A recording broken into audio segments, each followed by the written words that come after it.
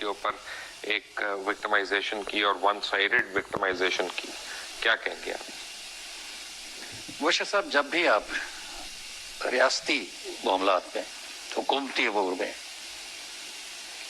مذہب کو لائیں گے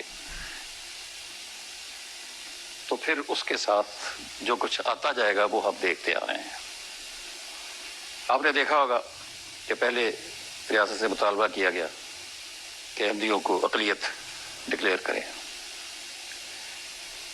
بے شمار مرتبہ اس ایشو کو مختلف حکومتوں نے اپنے اپنے حق میں استعمال کیا. آخر کار بھٹو صاحب نے یہ مسئلہ ختم کر دیا کہ جو کام نہیں ریاست کا، کسی کو اپنے کسی شہری کے ایمان کا فیصلہ کرنا، یہ ریاست کا کام نہیں ہے، یہ اس مذہب کے علماء کرام کا کام ہے، یہ اکابرین کا کام ہے. ریاست has no business with individuals' faith and religion.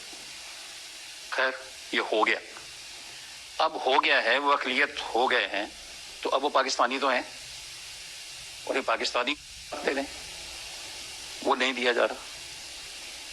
یہاں پر بس نہیں ہے، ان کو اقلیت ڈکلیئر کرنے کے بعد اب شیعہ کافر ہے، لٹریچر چھپ رہا ہے، مارا جا رہا ہے، ان کے بم ان پر چلائے جا رہے ہیں. صرف ڈیرہ اسماعیل خان سے مجھے فون آتے رہتے ہیں اور وہ روتے ہیں بیچارے، فون کرتے کو کرنے والے اکثر، وہ کہتے ہیں جی آج پھر مارے گئے. حتیٰ کہ ایک بیچارے جس کو قتل کیا گیا تھا شیعہ کو، اس کا جنازہ جا رہا تو جنازے میں جا کے بم جلا دیا.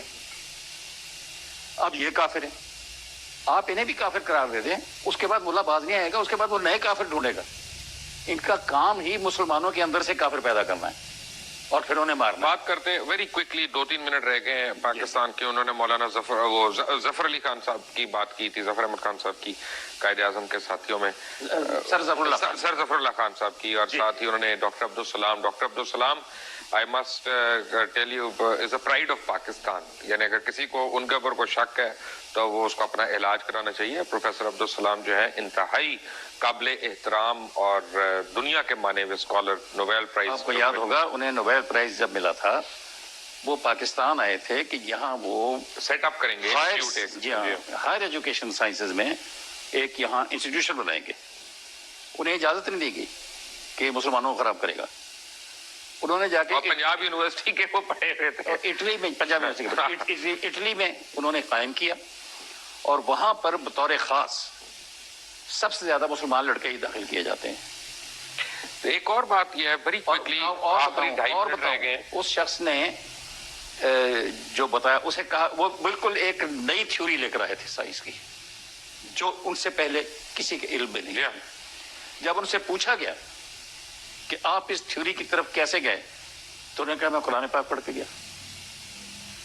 اس کا تو اس طرح کا تھا جذبہ، لیکن یہ کہتے ہیں وہ مسلمان ہی نہیں ہے. اب یہ جو مسلمان ہیں جنہوں نے ایک سوئی تک ایجاد نہیں کی، یہ پتہ نہیں جس مذہب میں علم حاصل کرنے کے لیے بے شمار ہدایات دی گئی ہیں، یہاں تک کہا گیا کہ علم حاصل کرو خواہ تمہیں چین جانا پڑے، علم کی بے پناہ تعریف کی گئی، علم کے رتبے کا ذکر کیا گیا، وہ تو ایک سوئی ایجاد نہیں کر سکے. اور جو شخص کہتا ہے میں نے قرآن پڑھ کے یہ تھیوری حاصل کی ہے، اس پہ نوبل پرائز لیتا ہے، وہ مسلمان نہیں ہے. ان کی جماعت کے ایک بڑے سرگرم کارکن تھے جی، دت صاحب ان کا نام تھا، اور غالباً ان کے کچھ خطوط بھی موجود ہیں جس میں انہوں نے قائد اعظم کو کنونس کیا لنڈن میں جب وہ تھے کہ وہ واپس آئیں اور پاکستان موومنٹ میں مسلم لیگ کی قیادت جو ہے اس میں شامل ہو کے اپنا رول نبھائیں.